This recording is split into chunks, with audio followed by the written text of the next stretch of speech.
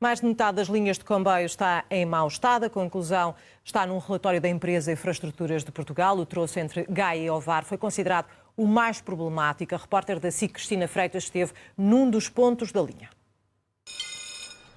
Nós estamos no apiadeiro de Miramar, faz parte deste troço que foi considerado o mais problemático do país e que tem 35 km entre Gaia e Ovar. Para além do estado da linha, os utilizadores deste apiadeiro têm também referido a passagem de nível, tem um grande desnível e tem provocado alguns incidentes. Muito boa tarde. Na sua opinião, que passa aqui várias vezes, qual seria a solução para este problema?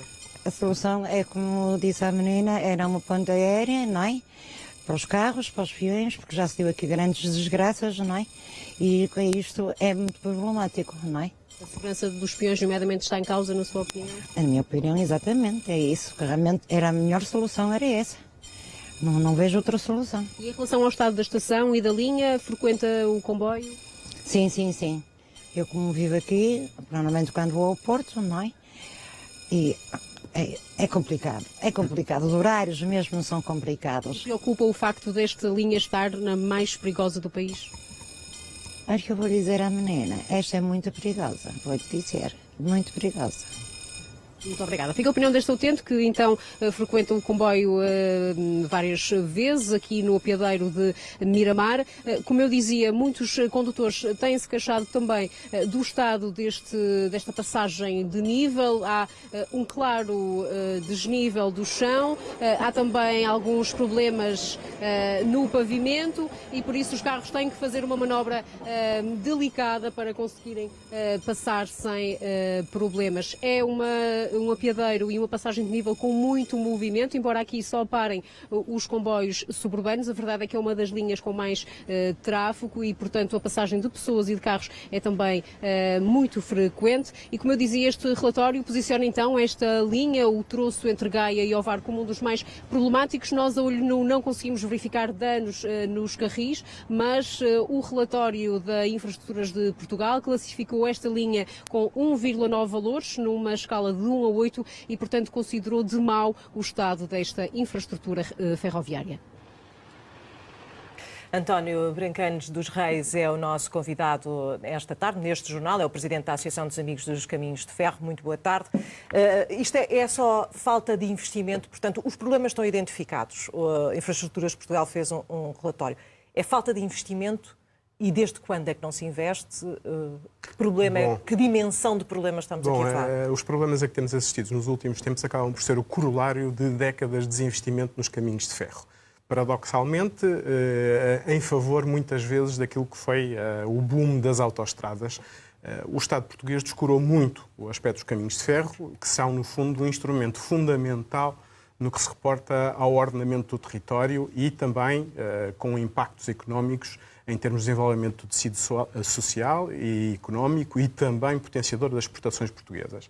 E, portanto, ao longo de... E também desejável, desculpe interromper, na mobilidade, não é? Exatamente, especialmente no que se reporta às linhas suburbanas. Os caminhos de ferro têm tem uma posição absolutamente primordial em termos da mobilidade das pessoas. O que é que nós temos assistido ao longo das últimas décadas?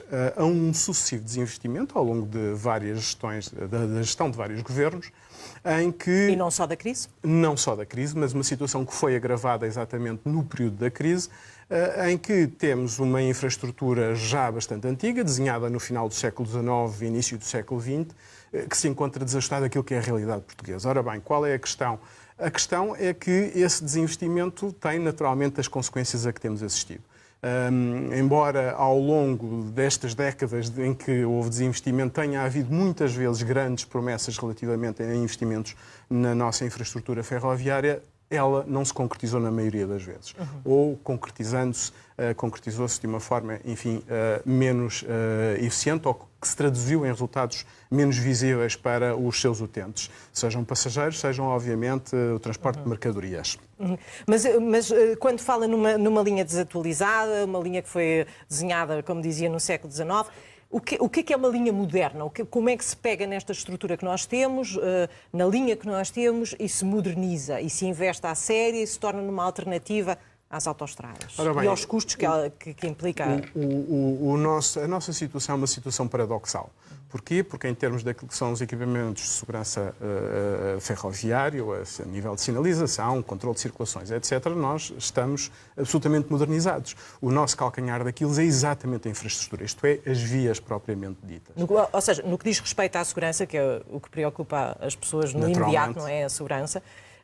Nós, infelizmente, quando fizemos aqui notícia de outros acidentes noutros pontos da Europa, havia sempre essa ressalva. Em Portugal as nossas linhas são seguras. Portanto, está a validar também essa... Naturalmente não sou técnico, como claro, terá as entidades competentes, mas no acompanhamento que nós fazemos, fazendo essa verificamos os caminhos de ferro, à semelhança do transporte aéreo, são modos de transporte com protocolos de segurança extremamente intensivos. Portanto, agora, isso não obsta que efetivamente se verifica em situações, especialmente quando nós estamos a falar de uma infraestrutura, como lhe disse há pouco, que basicamente foi construída, a sua base foi construída no finais do século XIX e inícios do século XX. Então, para se dar essa modernização, o que é que ia É necessário agora recuperar o passo e fazer um forte investimento em termos da infraestrutura ferroviária, porque a infraestrutura condiciona também aquilo que é a operação, isto é, os comboios propriamente ditos. Muitas vezes, quando se fala destas matérias, as pessoas confundem um pouco e são duas coisas distintas. Uma coisa é a infraestrutura, as vias, os traçados, outra coisa é a operação ferroviária propriamente dita, não é? E no nosso caso, o investimento deve ser conduzido, é essa a nossa opinião, no sentido de se modernizar aquilo que é, no fundo, aquilo que são as vias, as linhas, como as pessoas costumam dizer. Porque aí não há investimento, não tem havido? O investimento tem sido um investimento basicamente de manutenção. A percepção que nós temos, e estou a falar sobre esta temática desconhecendo o teor do relatório, claro, apenas aquilo que veio a público na comunicação social, o investimento tem sido feito, muitas vezes, para a modernização a nível de equipamentos de segurança. Há pouco estava-se a ver aqui uma passagem de nível, o encerramento de passagens de nível e a sua substituição exatamente por passagens desniveladas, não é? Agora, a par disso, continuamos com uma realidade, é a mesma coisa, desculpe-me aqui o paradoxo, a comparação, é a mesma coisa com as estradas. Muitas vezes, uma estrada, o traçado de uma estrada precisa de ser atualizado. Há curvas que precisam de ser corrigidas, muitas vezes os próprios traçados, e isso nota-se muito nos nossos caminhos de ferro, no caso, por exemplo, do Alentejo, hoje em dia tão mal servido, foram linhas que muitas vezes foram construídas longe das povoações, não é? É o tal desajustamento daquilo que é a realidade dos nossos dias. E era importante, numa altura em que, mesmo não havendo verbas para fazer o investimento que se calhar seria necessário e desejável, era importante também planear o futuro. E é isso que infelizmente não tem acontecido, porque sucessivos governos têm dado muita primazia a grandes projetos, não é? Alta velocidade, números muito gordos. Mas na realidade depois, em termos de investimento efetivo no terreno, isso não se tem traduzido, porque a infraestruturas de Portugal tem, fruto das situações de crise e de outras contingências, sido subfinanciada. Então, para que é que serve este relatório da infraestruturas de Portugal que detecta os problemas? Acha que, que é só para dizer, nós sabemos que eles existem? Não é isso. Este relatório, como digo, não conhece o seu teor, será um documento interno. Mas, pelos vistos, mas tem, é um relatório, inclusivamente, que faz uma problemas. avaliação até, nem é propriamente, daquilo que percebi, não é propriamente um levantamento dos problemas em si. Isto é um medidor da eficiência, não é? E, portanto, que terá subjacente todos os outros problemas, ou reflete todos os outros problemas que nós estávamos a falar em termos da infraestrutura. Agora, urgente é efetivamente uma modernização. Nós, por exemplo, aqui às portas de Lisboa, temos um grave problema que é a linha de Cascais. A linha de Cascais, para além de utilizar uma tecnologia diferente do resto da nossa rede, é uma via que tem, ao longo dos últimos anos, tem-se degradado de uma forma muito mais intensa até do que certos pontos da nossa rede ferroviária. E é uma linha com uma importância estratégica fundamental na mobilidade na área metropolitana de Lisboa. E, portanto...